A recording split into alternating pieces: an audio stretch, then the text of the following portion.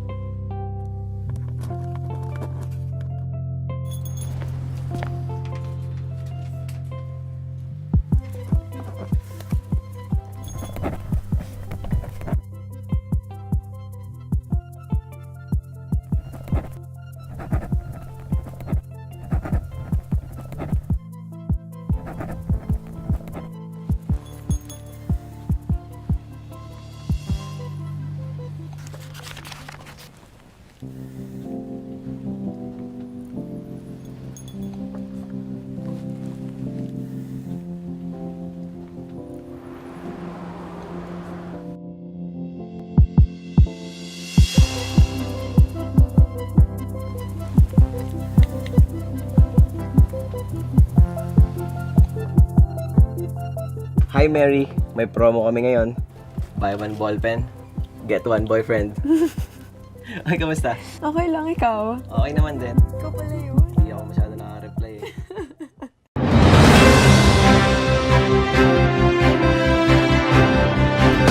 Sa unang tingin, tila ordinaryo lamang ang kanilang buhay. Nakakapag-aral, nakakasama ang pamilya, at nakakaharap ang mga tao. Ngunit sa likod ng kanilang mga ngiti ay may mga laban na araw-araw nilang kinakaharap, mga laban na hindi agad napapansin. Matapos nating marinig ang kwento ni Alex, isa na namang kabataang Pilipino ang magbabahagi ng kanyang karanasan. Isang karanasang nagpapatunay na ang sugat sa isip at damdamin ay maaaring mag-iwan ng takot na mahirap kalimutan. Para naman kay Miguel, isang nursing student na na-diagnose ng post-traumatic stress disorder o PTSD. Isang mental health condition na maaaring mabuo matapos ang isang matinding traumatikong karanasan.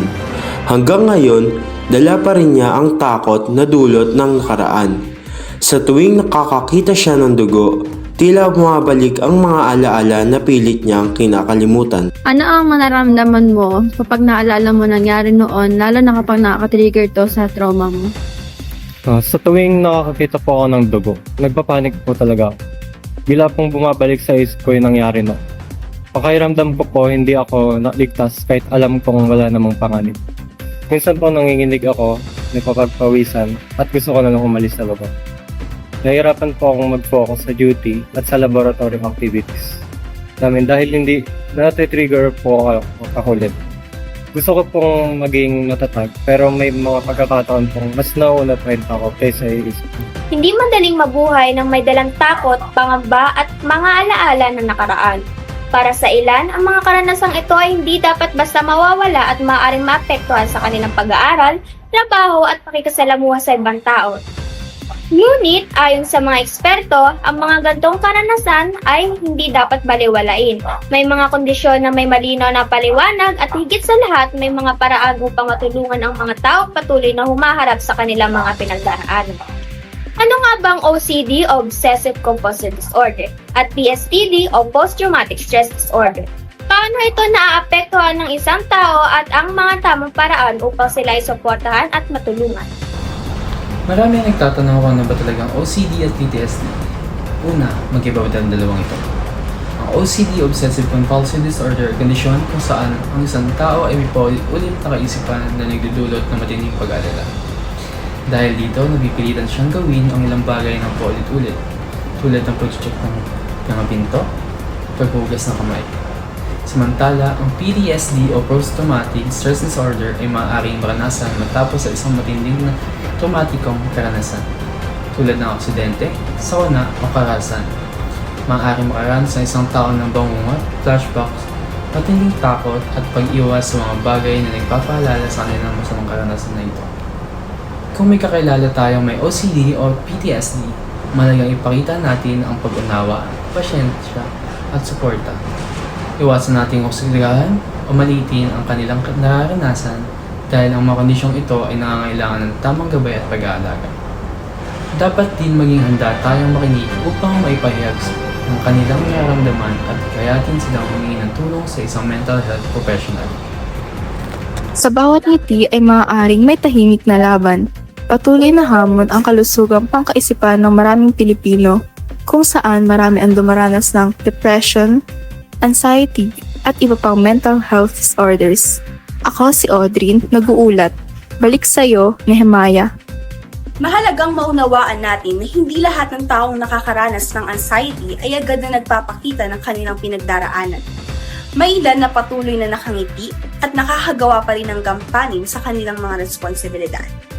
Ngunit sa loob ay tahimik na nakikipaglaban sa matinding pag-aalala at takot.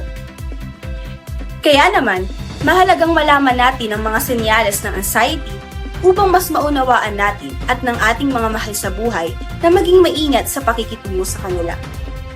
Upang mas maipaliwanag kung ano-ano nga bang mga karaniwang sintomas ng anxiety at kung paano natin ito makikilala, narito si Doc Jen.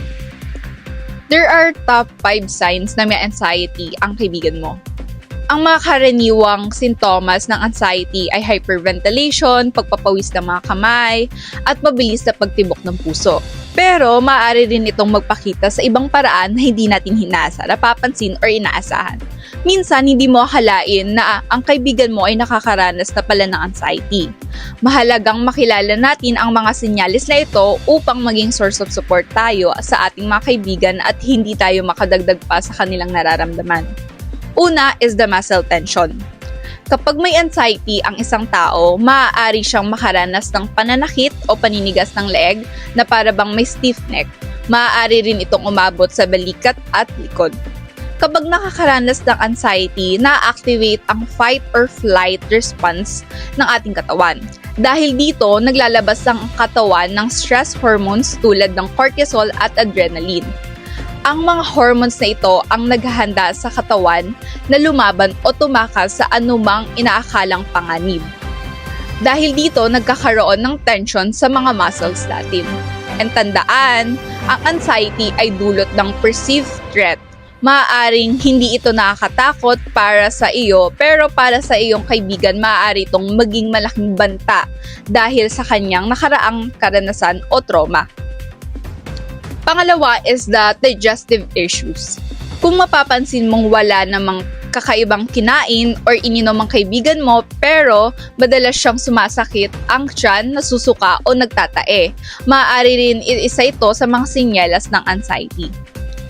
Kapag tumaas ang stress hormones dahil sa anxiety, maaari rin itong mapabilis ang paggawa ng digestive acids at enzymes dahil dito bumibilis ang digestion at maaaring magdulot ng pananakit ng tiyan o diarrhea. Number 3 is the avoidance behavior. Kung napapansin mo umuiwas lang ang kaibigan mo sa mga social gatherings o mga aktibidad na dati naman niyang kinagigiliwan, maaari din itong maging senyales ng anxiety. Sa mga ganitong sitwasyon, huwag mo siyang piliting sumama dahil maaari lamang nitong mapaalala ang kanyang nararamdaman. Sa halip, tanungin mo siya kung bakit ayaw niyang pumunta. Makinig sa kanya ng walang panghuhusga at iparamdam mong naiintindihan mo siya. Sabihin mong handa kang makinig, sumuporta at tumulong sa abot ng iyong makakaya. Number 4 is the self-doubt. Kung napapansin mong madalas sabihin ng kaibigan mo ang mga katagang, hindi naman ako magaling, hindi ko kaya ito, baka i-judge nila ako, wala na akong ginawang tama, pabigat lang naman ako. Normal lang na maramdaman natin ito paminsan-minsan, lalo na kapag sobrang stress tayo, ngunit kung palagi na itong sinasabi ng iyong kaibigan at naaapektuhan ng kanyang pang-araw-araw na buhay, maaari itong senyales ng anxiety. Paano mo nga ba siya matutulungan? Huwag mong sabihin ang mga katagang, huwag kang mag-inarte, o ang pagamat maganda ang intensyon, maaari hindi ito makatulong sa kanyang nararamdaman. Sa halip na i-validate ang kanyang nararamdaman, tanungin mo siya kung bakit niya nasasabi ang mga yun at makinig ng mabuti kapag naibahagi niya ang kanyang pinagdadaraanan, magbigay ng mga positibong feedback at tulungan siya magtakda ng mga realistic na goals. Minsan, masyado lamang mataas ang expectation na inilalagay niya sa kanyang sarili. Panglima is the daytime sleepiness. Ang mga taong may anxiety ay kadalasang maraming iniisip at inaalala, kaya nahihirapan silang makatulog. Dahil aktibo ang kanyang fight or flight response, nagiging mas alerto sila or hypervigilant, kaya kahit makatulog ay hindi rin makatulog. Kung napapansin mong halos araw-araw nang inaantok o pagod ang iyong kaibigan, kausapin mo siya at hikayatin siyang humingi ng tulong dahil hindi na maganda yung hindi na siya nakakatulog gabi-gabi sa kakaisip. And nagiging apekto na rin ito sa kanyang kalusugan. Tandaan, mental health matters.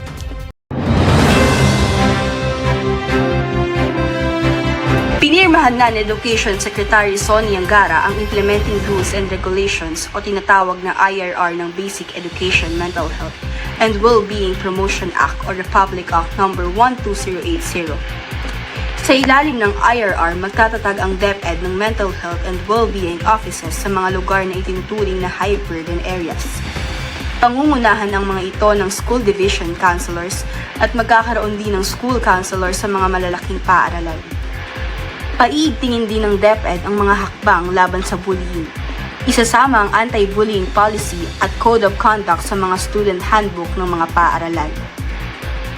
Bukod dito, mamamahagi rin ang DepEd ng mga materyales tungkol sa social and behavioral change bilang bahagi ng kanilang advokasya laban sa bullying. Sa usaping mental health, mahalagang tandaan na hindi kahinaan ng paghingi ng tulong sa patuloy na pagpapalawak ng suporta at mas mataas na kamalayan ng publiko. Umaasa ang marami na mas marami pang Pilipino ang mabibigyan ng tamang pag-aaruga at pag-asa. Ako si Nehemiah, nagbabalita.